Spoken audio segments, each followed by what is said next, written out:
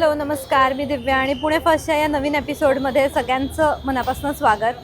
दगडूशेठ गणपतीचं दर्शन घ्यायला तुम्ही सतत येत असाल, खूप वेळा आला असाल.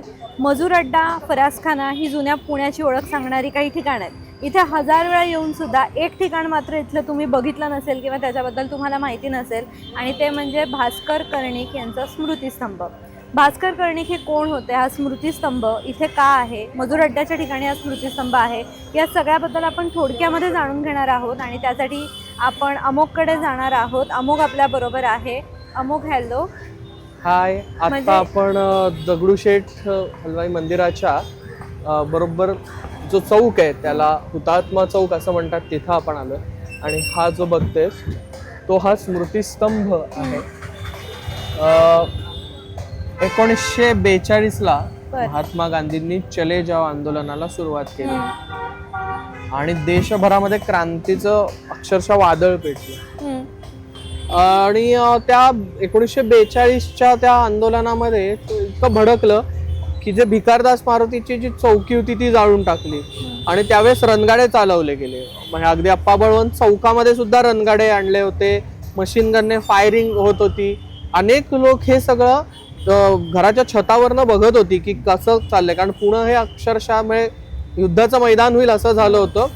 यामध्ये अनेक लोक मारले गेले आणि त्याचा त्रास भास्कर कर्णिकांना सुद्धा झाला. भास्कर कर्णिक हे कोकणातले भास्कर पांडुरंग कर्णिक आणि सायन्स फील्ड मधले होते. खडकीच्या अम्युनेशन फॅक्टरीमध्ये काम करत होते. अनंत आगाशे असतील, भालचंद्र बेंद्रे असतील, या त्यांच्या सहकाऱ्यांबरोबर त्यांनी एक प्लॅन आखला.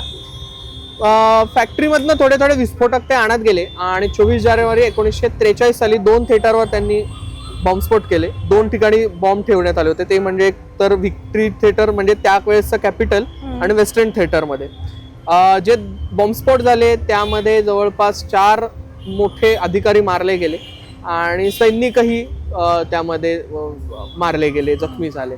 CIDने लगेच तपास सुरू केला या विषयावर आणि काय म्हणूयात, आगाशे असतील किंवा मी म्हटलं भालचंद्र बेंद्रे असतील. भालचंद्र बेंद्रे तर जोगेश्वरीचे पुजारी होते, म्हणजे त्यांचा मुलगा. त्यामुळे जोगेश्वरीच्या देवळातल्या त्यांच्या घरीच बॉम्ब ठेवले गेले होते. अगदी ते सापडले. आगाशेंच्या घरी काही मजकूर सापडला, त्यांनी आक्षेपार्ह मजकूर असं म्हटलं गेलं. आणि हे स्वतः सापडलेच भास्कर कर्णिक. पण भास्कर कर्णिक यांना फरासखाना म्हणजे बरोबर मागच्या चौकीपाशी ज्यावेळेस आणलं गेलं त्यावेळेस ते म्हटलं मी लघवीला जाऊन येतो, आणि त्यांनी त्यांच्याकडची पोटॅशियम सायनाइडची पुडी खाल्ली आणि तिचं बलिदान दिलं. यामुळे पुढे बाकीचे जे सहकारी होते ते वाचले म्हणजे ते सुटले, पण अत्यंत भयानक पद्धतीने त्यांचे हालही ब्रिटिश सरकारकडून करण्यात आले. न्यायालयात नरिमन त्यांचे वकील होते, त्यांनी भरपूर शर्त केली आणि ती केस जिंकली आणि ते सही सलामत सुटले. आपण त्या स्तंभापाशी जाऊया.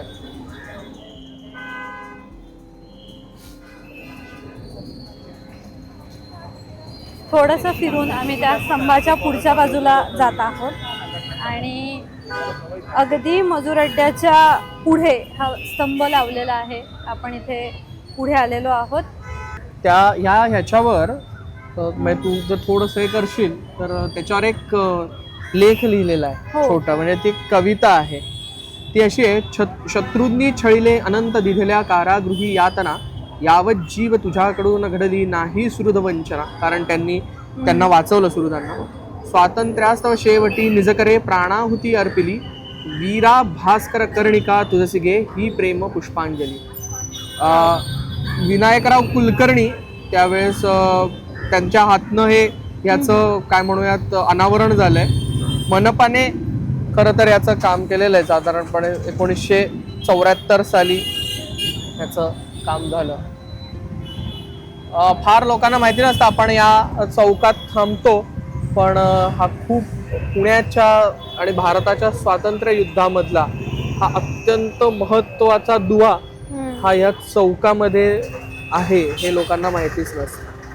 इंटरेस्टिंग माहिती आहे. म्हणजे इथं हजार वेळा आपण येतो, दर्शन घेतो गणपतीचं, कामासाठी इथे येतो, अप्पा बळवंत चौकात येतो, पण या स्तंभाबद्दल फार कमी जणांना माहिती असतं.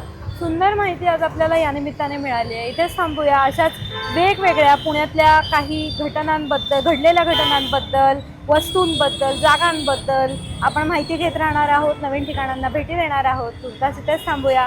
अशाच वेगवेगळ्या स्टोरीजसाठी पाहत राहा पुणे फर्स्ट.